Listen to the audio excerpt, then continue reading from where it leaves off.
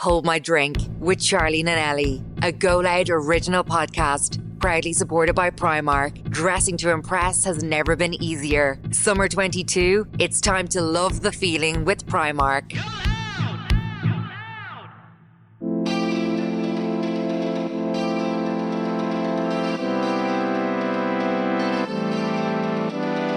Welcome back to this week's episode of Hold My Drink Extra Juice, which is kindly sponsored by Primark, the ultimate high street destination that has everything to get us girls and guys through the perfect summer. Hashtag Love to Feeling is their latest summer campaign that makes you want to snap up all your summer must-haves and be sunshine ready at all times. When you're looking to update your everyday staples, you'll always find the perfect outfit in Primark. However, peak summer season 2022 is upon us, and let's face it, there's nothing like that last-minute dash to Primark to get you in that hot girl summer vibe. We love the last-minute dash. We adore it. It's our favourite. We're going to have to do, we do it together for Ibiza. Do you know what I kind of love about it though? The panic. I like a panic dash. Like, I like that. Yeah, like a... Yeah, it's just throwing it all in the basket. The night before you're going to the airport, you're like, I need to go to Primark, get all my last bits and bobs, the little cotton pads, your ninnies, your socks, the usual. The little travel bottles and stuff. Everything that you need. So we all love our last minute dash. Yeah, definitely. We need to do it before Ibiza. Night before. We will. You'll see us in Primark on the 1st of August. So this season it's all about eye-popping brights and standout lemon prints to glam up your wardrobe. So whether you've got a one-way ticket to your dream destination booked or plans to set your hair down at the local festival this summer, Primark will satisfy all of your styling needs with plenty of fun and affordable options. Dressing to impress has never been easier. Summer 2022, it's time to hashtag Love the Feeling with Primark. You can head to your local Primark store now to pick up everything from summer sandals, the hottest cohorts, and all the festival and swimwear pieces that you need. You can also log on to www.primark.com to check out their summer pieces before going into the store. Very handy. I know. To do that. See what they have. They've actually lovely bits actually in there yesterday. Picked up all my new bits for... I seen all the lemon kind of prints when I was there in the New York store. It's so nice. They've new bits and bobs in, but yeah, we love Primark. So Extra Juice is where we do extra secret in the stalls. So we obviously get a lot of dilemmas in. Do you know what? I feel like as much as dilemmas we've had in, there haven't been many like repeats of the same situation that much. I feel like I hear new situations every week and I'm like, wow. Yeah. But I think it's nice for people as well. A lot of people would say to us when they come to us that they love listening to it because they mightn't necessarily write in, but they're in that situation and it makes them feel not alone. Yeah, I feel like we can relate in some sort of way, even if it's not the whole situation. You can relate. You can always relate to some of the dilemmas that we've gotten in. There's always been a piece of something you've been like, oh, that's happened to me, or I know somebody that's happened to, and this is what they did, or whatever. Yeah, so that's good in a sense that we can all share these experiences together and get through them together. We can all be going through things together, exactly. Yes. So we get right into them? Yeah, okay. First one is, I've been with my boyfriend for 5 years now. He's the best boyfriend ever. A few years ago, his older brother's girlfriend at the time warned me about his mother being controlling, overly involved, dramatic and opinionated. At the time, I paid no attention as I was younger, but as I've gotten older, I 100% see what she's saying and see it's all true. I tried to not let it get to me, but I really struggle at the thought of having a mother-in-law that I'm not going to get on with. She can be so hot and cold, and I've tried distancing myself from going over, but I have to make the effort for my partner. I never get anxious, but if I know I'm going over, I get so anxious and feel sick. I don't see things ever change, and she's done a few things, but I'll be here typing for months about them all. It really upsets me. In the long run, not liking a mother-in-law or a partner's parent being an issue. I never doubted my relationship until I realised this is what the mother is like. Sorry, I didn't go into much detail. It would take so long for you to read, but just background information. She had a part in my boyfriend's older brother and his girlfriend breaking up. Oh, shit. So she's already seen it happen once before kind of thing? Yeah, basically. She got in the way of someone else. Like that must be so awkward. Why do some mothers be like that? Like we're obviously not mothers. We can't understand on from a mother level. Like, but yeah.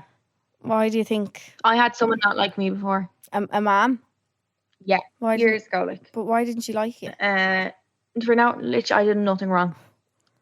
And I don't say I'm a likable girl. Like, of course you were. Do you know what I mean? Like, I didn't like. I've never. Fair enough, if I was rude or like, came across badly and stuff. I was nothing ever but polite and like nice, and it was just. So I think some mothers like don't want their sons to be with people. It's really weird. I had one before, and I literally had to text the mother and like. Oh yeah. Yeah, I remember. Did I talk about it once before? I literally had to text her. Tell me about it. Did I? And like. Talk to her about it. Like it was so like didn't like me so much to a point that I think I went over to his house twice, maybe. Yeah, I was the same. I went over like maybe 3 times. Yeah, there was one time I was in the house and the dog, I feel like, maybe I just told you, the dog, I had tights on and the dog came into the kitchen and ripped my tights. And I think his little sister went back into the mum in the sitting room and was like, the dog's after ripping Ellie's tights or whatever. And I could hear her laughing. And I was like, this is so uncomfortable. And the first time I ever met her, she said to me, you will not take my son away from me. And I was like, that's weird. Like, I was like, what? Okay. Like, and do you think that the reason she didn't like you was because of literally just nothing? Because she didn't want him to anyone? I can't remember. Was I his? I don't think I was his first girlfriend. I don't think so. I think he was. Yeah. Or maybe it was. I don't know. No, I feel like I definitely wasn't his first girlfriend, but I don't know. I genuinely don't know. But she just did not like me whatsoever. Like, just.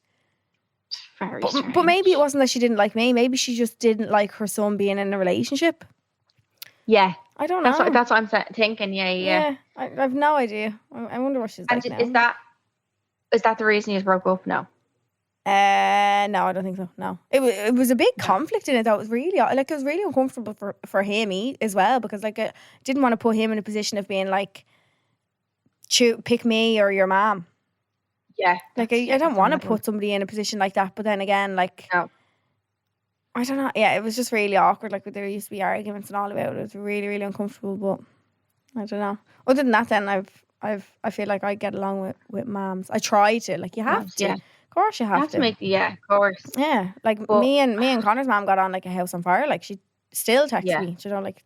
Yeah. But yeah, it's really, the same with Dana's mom. Yeah, it's really awkward though. Yeah. I don't know. What do you do? I don't know. The fact that she's been hot and cold and like she feels anxious going over. Like, would you have a conversation about it? Like does the boyfriend see it? I wonder. Yeah. I know. I don't know. Yeah. She hasn't said. Like, would you have the conversation, like, and be like, what's going on? I'd say it to him. I'd say it to the boyfriend. If the scenario was he didn't know, I'd say it to him, like, come here, is there anything that you can say to your mom, or can you find out from your mom, is there something else I could be doing, or like, did I ever do something to hurt her or hurt you or whatever? If there is a reason for her acting like that, it would obviously put a little piece, or might put you a little bit more at peace if you found out what it was. Yeah. But if it's literally nothing. And it kind of gets it out there. Like, maybe she hasn't spoken to the boyfriend about it. So maybe if you say, oh, look, if I done something, like, it kind of gets him thinking and makes him be like, oh, yeah, she has been a bit weird or something. Yeah. He might notice it then and be able to say something to her or whatever. But it's just so awkward. It's such a weird thing, isn't it? It's so, yeah. And the fact that it's making her doubt the relationship, like, just know that it's not a reflection on you if nothing's happened. You know, it's like, it's obviously a her problem, and some people are never going to be like happy with their sons being with someone. Yeah. Do you think it's just like a mommy thing, like a protective thing? Yeah, like? But it's not I don't think it's a normal mommy thing. Obviously, you're going to be protective in a certain sense, which is normal. But like, to not want your boyfriend to be with anyone and to think to be hot and cold and stuff, like, it's just it's not nice. Like. Yeah, if there was reasons, and that's at the end of the day, and that's the person that your son loves. You should try to love them as well, or try to at least get on with them. Yeah, of course. I would say it to the boyfriend, like Ellie said. Yeah. Be like, look, as is something after happening, like, I really want to have a good relationship with her, but just don't feel like it's there. Yeah. Say it to him. I think that's the easier way of doing it. Yeah. Because he'll be able to see it from both sides, like from the girlfriend and the mom. If something did happen, like, he'll be able to kind of spot it or whatever. But no, definitely. And I think as well, like, because you're 5 years in, like, you could definitely then, if after you say it to him, you could definitely have that conversation with her if you want to. Yeah. And be like, I really want to, like, be getting on with it and stuff, and like, is there anything I can do? Kind of thing. Is there something that happened maybe? Yeah. So definitely say it to him first anyway, and see where you can go from there. Yeah, that's really tough though. I know. Okay, next one. Hey guys, my boyfriend has just left for his lad's holiday to Zante last night, and I feel so nervous and sick. In the run up to the holiday, we were killing each other as a result of how I disagreed with him going. We've been together for 4 years but broke up last October. We decided to try things again in March, but in between that time we had booked this holiday with the lads. His friends that are with him are all single. I'm genuinely afraid to watch anything they put up. He cheated on me once about 2 years ago, so my insecurities are really shining through. As well as I know him, I'm finding it really hard to trust him. Any advice? I think you have every right to have, like, I think you have every right for your feelings to feel like something's going to happen again for the fact that you've had a past experience of being cheated on. With like him. Yeah, that's obviously always going to be in the back of your head, whether people deny it or not. It always is. Once you're cheated on, it's always in your head that everyone else is going to cheat on you, or the same person's just going to do it again. I don't know. Like, in a way, I don't know if this is helpful, but what I would think for me, if it was me, I'd be like, you can either sit at home worrying sick and stuff, or you can just be like, if something's gonna happen, it's gonna happen. Is that really a toxic way? Like, do you know what I mean? It's like, you can worry and stuff, but like, if he's going, he's going, and it's like, you kind of have to be like a bit in that mindset, even though it's not hard, it's not an easy mindset to be in, but yeah, I don't know. No, I think the fact that it was booked and stuff when you weren't together, and like, yeah. I also think that just because if you go on holiday with single people, like, I don't think it would make me more like inclined if I was on holiday with, like, say if I was in a relationship and I was with loads of single girls. I don't think that would sway me at all. Do you know what I mean? No, it wouldn't sway me at all. Like, do you know what I mean? I feel like that doesn't make. I feel like people think, oh God, he's gone away, everyone's single. Like, there is going to be probably girls around them. Yeah, of course, yeah. But I don't think your friends being single impacts you. Like, no, yeah. A lot of times on girls' holidays or boys' holidays, you're just genuinely too drunk to even think of going off with anyone. Like, to the opposite sex. Yeah, like, that's not what a holiday is. You know what I mean? To go off and look for the other sex. Do you know what I mean? So yeah. As hard as it's going to be, I think just try and think positively, not positively of it if you don't want to, obviously, but like, just take it day by day. Just get through it. Like, just don't argue before you go or he goes, or don't.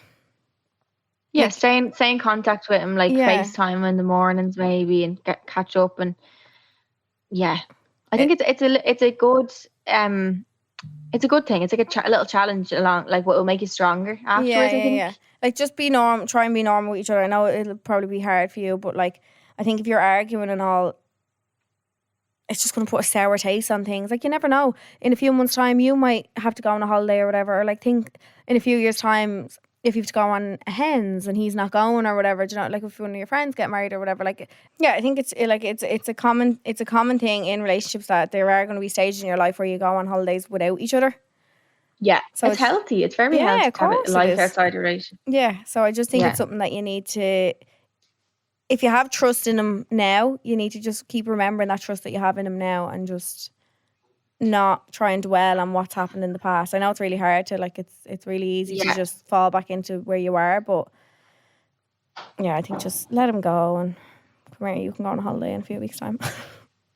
Yeah, exactly. Take it as an excuse to go on one. But I think the whole thing about boys' holidays, like, people get so, like, they don't want them to go on them at all, or stop them from. I think when you stop someone from doing something, like, you're only going to push them away. If someone tried to tell me you can't go on a holiday, I'd be like, bye. Like, it's gonna push you away. It's gonna make it's unhealthy. Like, it's healthy to do things with each other and go on holidays, and even if it is with loads of single boys, it's not going to be easy, but it's also healthy, and it's also okay for them to go. You know. No, you're dead right. I wouldn't try not to stop people from doing things, because it's just going to make them wonder, even if they don't straight away break up with you, like, it's going to all build up, and like, they'll just burst. If I feel, especially me, if I feel restricted and ending, I'm gone. See you later. Like, I hate that feeling of, like, nearly feeling trapped, kind of. I want to live my own life, and if I don't need another parent. It's like having a parent when you're younger who's telling you not to do things. Like, you don't need another parent. You need a best friend who's just going to support you, you know? Yeah, I think if you feel like you can't live your own life in a relationship, how can you then live with someone else, kind of thing? Like, you know what I mean? Like, you need to be having your own separate life is so good. You have to. It's the healthiest way to be in a relationship then, because you both need your own lives, and then you have your life together with them as well. Like, 100%. Yeah. So, girlies, I need your help. I listen to every episode of the podcast and I absolutely adore it. I've been in a relation for nearly 8 months, and he really tried to get along with my best friend of 2 years, but our relationship hasn't exactly been all sunshine and rainbows. My best friend and him hate each other, no exaggeration. However, she makes it very obvious and continuously tells me how I'm too good for him. I shouldn't be with him, and loads of other horrible things, to the point where I'm trying to drift away from her, because I appreciate she wants the best for me, but it gets me down and almost angers me, because it's my relationship and it feels like she's trying to pressure me into breaking up with him. I feel awful trying to drift deliberately away from her, but I just can't take all the nasty things she says about someone who I care about and love so much.